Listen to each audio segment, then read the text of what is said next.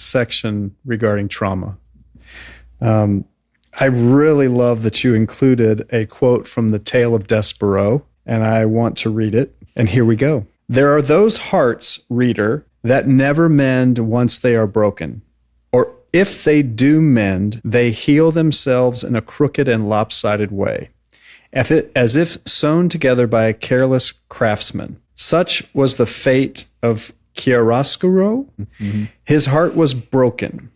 Picking up the spoon and placing it on his head, speaking of revenge, these things helped him to put his heart together again, but it was alas put together wrong. And I read that excerpt and nodded along because how often we pick up the spoon, whatever that might be, and speak of revenge, thinking that it is helping us make things right, but it's putting us back together wrong. Mm-hmm. So my question is just, what is your reaction to it, and how is that connected to trauma? Well, and I also want to give credit to my kids because we were reading. That's great. Kate DiCamillo, I think. She's got all these children's books, and so we were reading The Tale of Desperaux aloud. We'd like to do that as a family, to read it aloud. And when we came across this passage, I was in the middle of writing this essay. Fascinating. And so I was like, that is the best description of, you might say, the affect of trauma on the subject of trauma that I'd probably ever heard. It's in this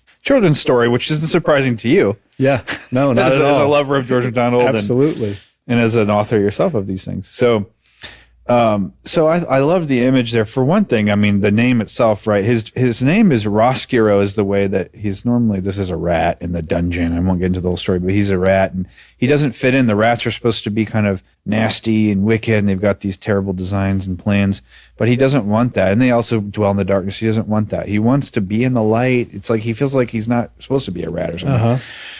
Roscuro is his name, but then he there's some traumatic events, and I would call him that, for him, that happen, and this is the aftermath, and from then on he's called chiaroscuro, which I think is great, because chiaroscuro is a term of from painting, which means like you use dark tones in a painting in order to make the light pop more in different ways. And I'm not a painter, so I can't really speak very well on this, but like it's a technique in order to sort of play with the lighting on a canvas or something like that. But the thing is, you need the contrast in order for the whole to work pop.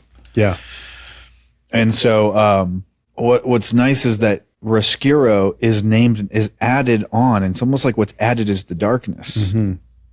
So now Roscuro becomes chiaroscuro, so in the very name, it's representing or symbolizing what's happening internally to Roscuro, which is he's taking the traumatic experiences and trying to integrate them, assimilate them into his own. In other words, narrate them into his identity. Yes, but in such a way, so much so that his name changes. Exactly, his very name changes, and whereas he before wanted the light and had this sort of unrat-like desire, now he embraces it and actually becomes like a caricature of it.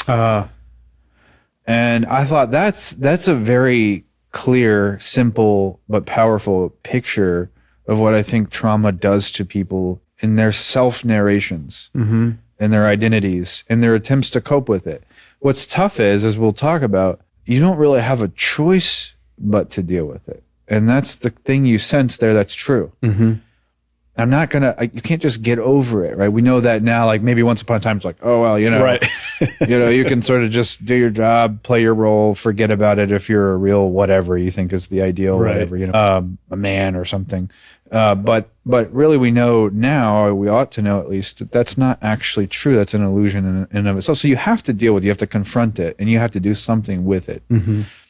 But the problem is, especially in cases of trauma, which is a very special term, and again, I should say, I'm not a trauma theorist. I'm not an expert in this stuff. I did a lot of reading for this essay on it, but from what I understand, at least, it's such a profound experience that it almost feels like the only way to cope with it is to somehow integrate it into who you are. Sure. And that's, I thought, her description of Roscuro's transformation, or disfiguration into chiaroscuro, It's also, by the way, I mean, another way to put this is that it's a very poignant example of what sin really does. Mm-hmm. It's too easy in theological terms to think of sin as like, oh, you broke God's law, you sort of made God mad or whatever. But the truth is you disfigured yourself. Yes. And you become something that isn't a part of that eternal intention of God for creation or for you. Yeah. And so you become false Mm-hmm. in a part of yourself, but and then your act of integrating that back in there can, as it put together, crooked. Right. When you try to integrate it, it very easily becomes that you identify yourself with something that you're not or someone you're not. And so now the task of the spiritual life or of salvation itself ultimately will have to include picking apart, severing, to quote Colossians 3, severing and bearing those parts of you that tend towards the earth. This kind of, the sense of judgment as in the Greek as division, pulling these things apart, disentangling, disambiguating the falseness from the true core so that the true core, which is Christ, ultimately can come forth. So anyway, that would be where you're going down the line. But that description I just thought was so clear. So good.